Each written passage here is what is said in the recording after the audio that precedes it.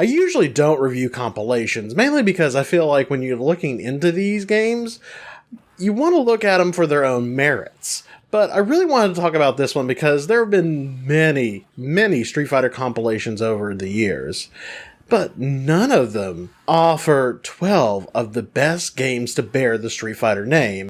So in this review, I'm going to go over what I feel it's done right and what they could have done better. The Game Machine is back, and it starts now.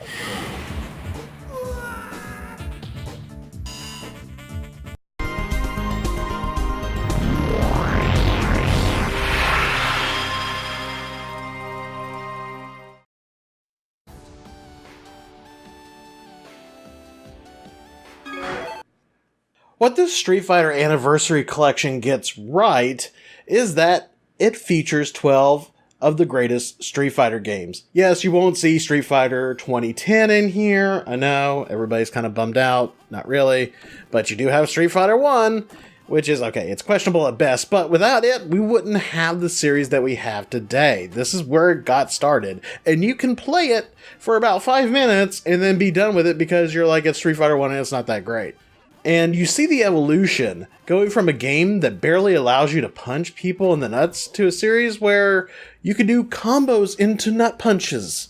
Sadly, there has not yet been a Street Fighter where you can do multiple nut punching combos. However, I'm hoping that that will all change with Street Fighter 6, the Nut Busting Warriors. On second thought, maybe that subtitle did not come off the way I intended. Kind of sounds something you'd find on Pornhub. Ugh, sticky.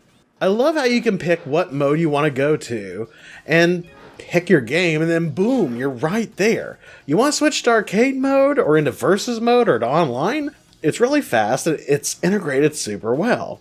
I also love the fact you can change the difficulty and the game speed in each arcade mode, which is very handy. I do suck at Street Fighter arcade modes. I really do.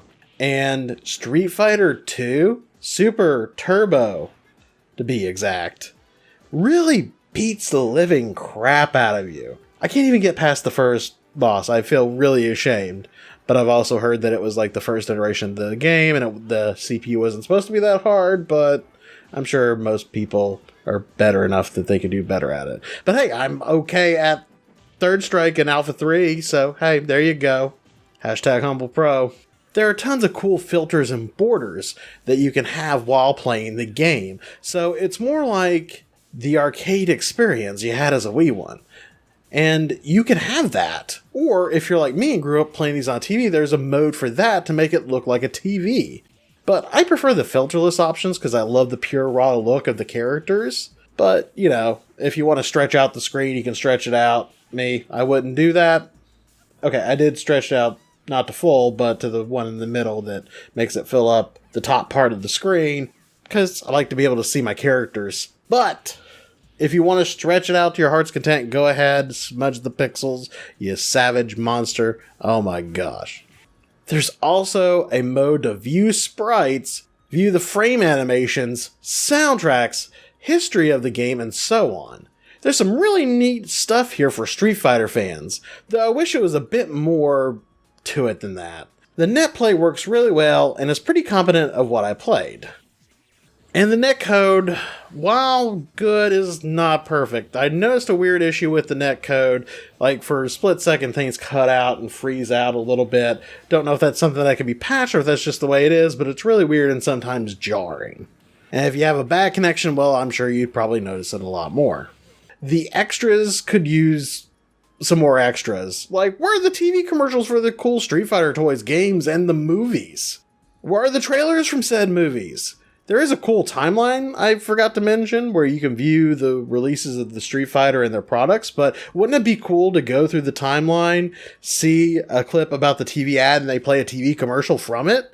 Like, come on, they could have added in there. They did add design docs and stuff for you to see the making of the games, which is cool, but I want video. I'm a video fanatic and love watching these things. They even made a Street Fighter documentary at one point, and I don't know why that's not thrown in here. That should have been thrown in here. Overall, though, this is a really good package of games to have where you can punch people in the nuts. Whether you're a seasoned pro at nut punching or a newcomer, If you want to punch your friends in the nuts, punch a computer's nuts, or even random people online in the nuts, there is sure to be a nut-busting good time for all. You know, no matter how many times I say that, it just never comes out right. Hashtag lazy writing. Yes, I said hashtag because I'm trending, baby. And you guys can be trending too if you click that subscribe button to check out more content here, because we're going to be working on making new videos, and soon I'll have a channel update discussing the future plans of the channel. We are going to be doing a review of BlazBlue Cross Tag Battle, so stay tuned for that whenever I get a copy of the game, and I'll be covering that one as well. So guys, stay tuned here to the Game Machine, subscribe, hit the bell notification so YouTube knows to send you notifications, and share it on social media with people, get people coming to the Game Machine. So guys, till next time, game on.